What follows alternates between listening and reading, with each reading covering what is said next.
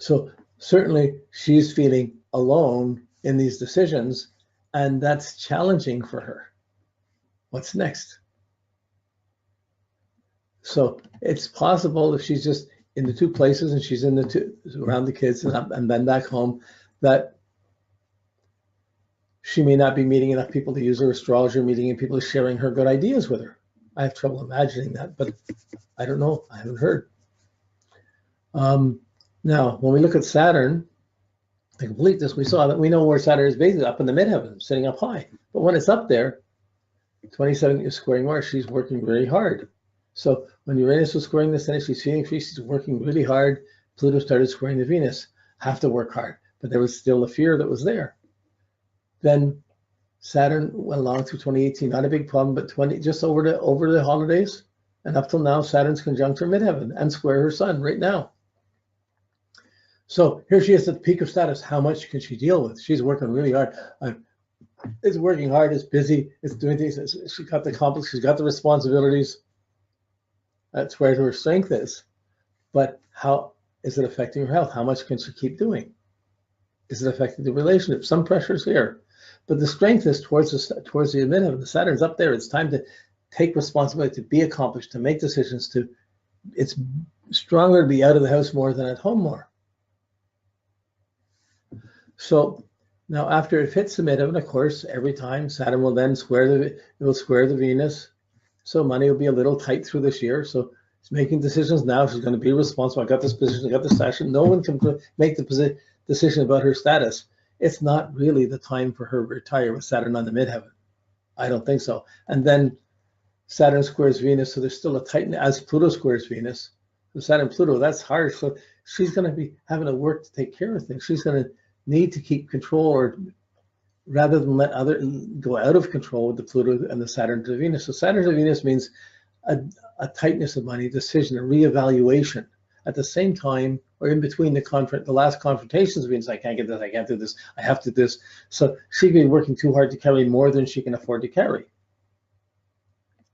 Okay, so this reevaluation is going on these next few months. We'll be coming back to Canada, and at a time of recession where things aren't selling and doing as well as they could be.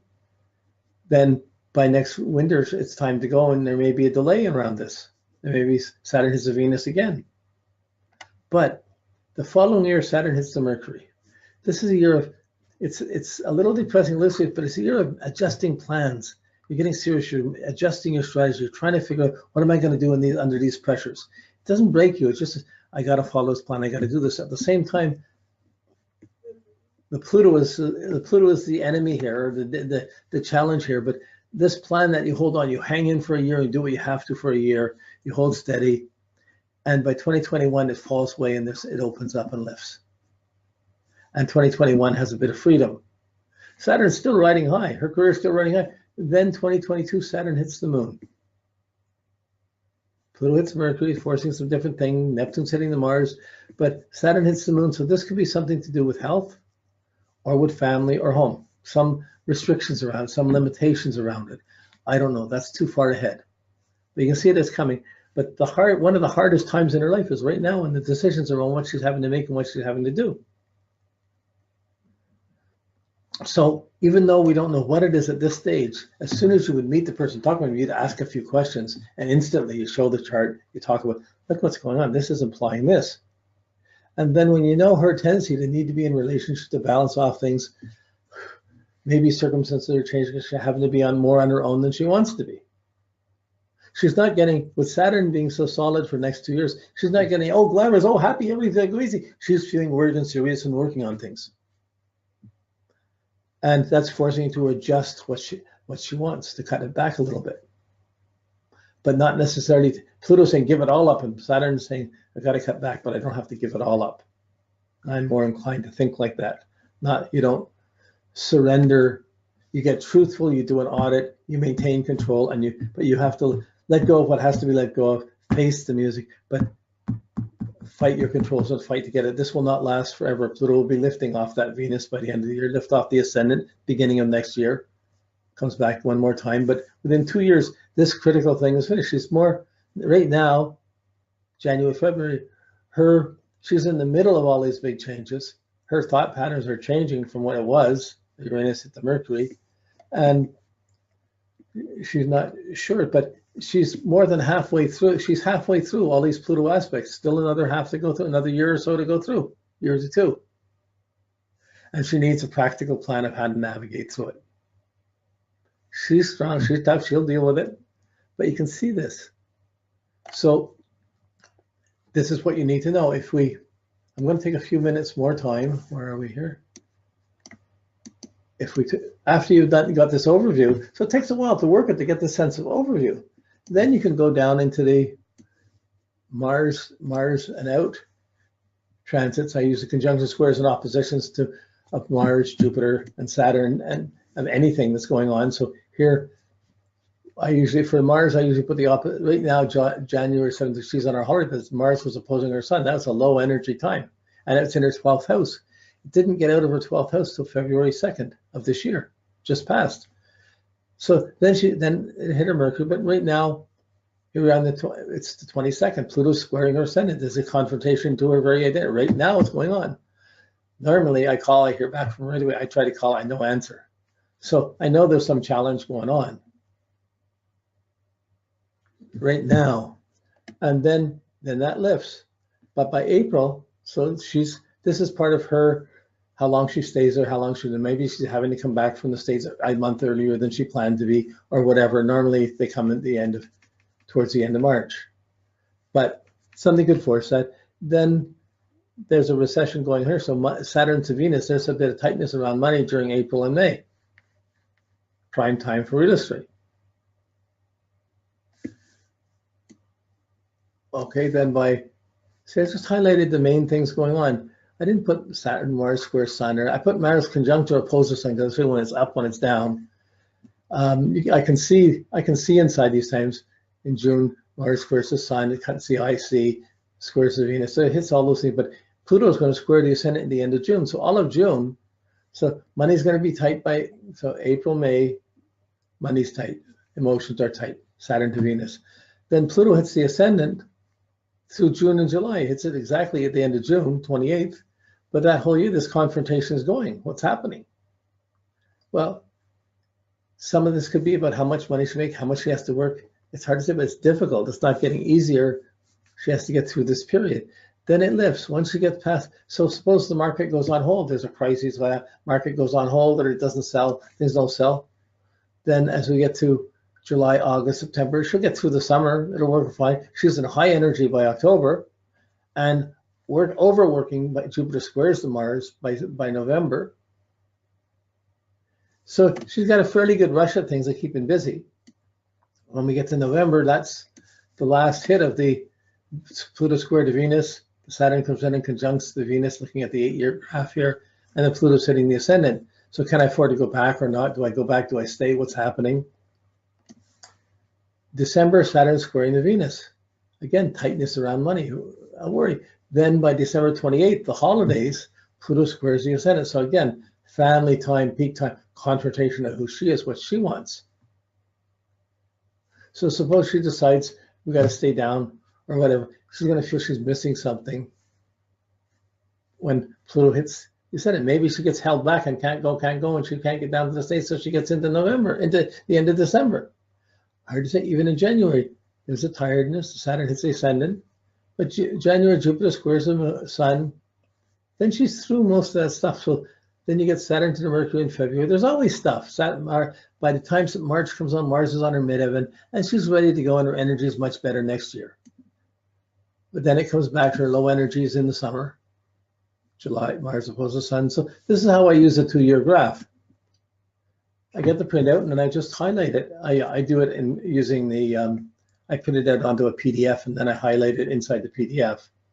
And it stands out, and I use it on the screen. But you could print it out and I did for years. I have the printout, and I would just highlight it on the paper and have the paper to show somebody. But this is useful when you're getting into the day-to-day functions and the mechanics of what's happening. This month I'm planning this. Should I be going then, or should I be going here? What should I do? You're getting in, the big challenges are going on. This is how you navigate within it and how you navigate through the vulnerabilities. You're being the astrologer. You don't want to underestimate the difficulties around her. You don't want to estimate, you don't want to say them so difficultly that it makes her give up hope. You're just having to say, it's like, shit or get off the pot time. It's deal with it, like face these things, look at things. This is why this is happening. Be real. And by the time you say be real, she's going to probably burst into tears because there's something she's having to face she didn't want to, but she knows she has to. And she has a chance to talk about it and get some feedback about it. Then she'll get a plan around it and she'll figure out what she has to do to navigate it. She's not going to run away. She'll deal with it. But she got a difficult couple of years. So in this difficult couple of years where money is challenged, she can't be spending extra. She can't be building extra additions, doing more. She's got to figure it's cutting back. Somewhere along here, by 2020, she gets her Canada pension and her old age pension, and it starts, maybe this is the having extra money where you don't have to work like that anymore. So it could be just having difficulty maintaining and working so hard to get by until she gets her pensions kicking in, and then she has some more support once she gets to 2020. So it may just be a question of holding in against that for a couple of years. At the same time, you don't want to give up what you want, but there might be some cutting back, some auditing that has to be done. So these are all the factors of how I work with a chart. You've got to be ready for talking to someone about this. You can't say, oh, I'm going to tell her it's just this or just that. I have my concerns. I'm worried about her feeling isolated, feeling relationships aren't going here, feeling threatened about the relationship or about work, about having to do too much and can't do everything. What would happen if I don't carry it at all? And she'd have all these worries. So I don't know what it is. I would talk to her, but I know she's at a limit of how much she can carry. She's going to have to make some decisions that will be made for her. And then there'll be some practical, serious work with Saturn to just take care of things, and some patience to last for a couple of years till maybe Canada pension kicks in, or the old age pension kicks in, and she starts to have enough to get by and without having to work. At which point, if she was able to do that transition, she'd be able to start working with astrology and meeting people, and it would be changing things a lot and bringing a lot more communal support than it is. So the business is the business. So the confrontations are there. So this is a good example. It would have been great to have the history, but too much is going on. She wasn't able to respond to me. She's in the middle of it. So I wasn't going to do it. And then I said, no, I'll do this anyways as an example. Okay, oh, what to do? It's the same work. It's the same thing. You just haven't used your imagination. It could be this, could be that. Not to define what the person is going through, to be aware of the possibilities of what it could be. So you're going to be more aware of how difficult it gets. So when you're talking to her, if it's going bad, you can say, oh, that's this. Or if it's not, say, oh, thank goodness it's not that. Oh, it's here. But you know it's going on somewhere, and you're trying to you got to talk to her to be able to communicate about it. And she's probably got everything set up with no one to talk to about it. And she knows something has to change. And of course, even the idea of retirement for a moon in Taurus, that means you're old. You can't, that's even, you don't know what level it's happening on. I think it's more about family and finances and which side of the world are you living in?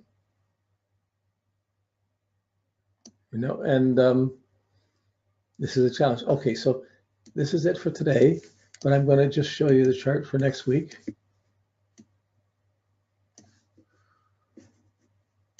I'll have to dig it up again. I was in there before, sorry.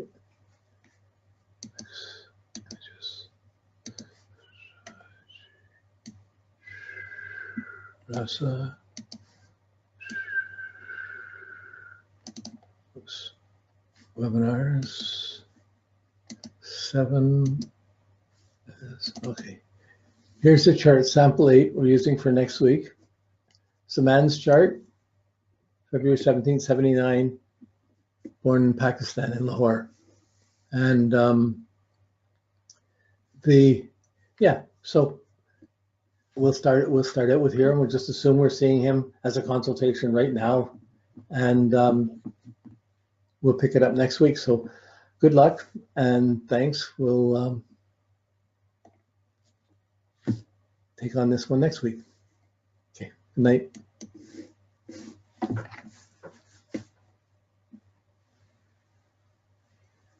Okay, where are we here?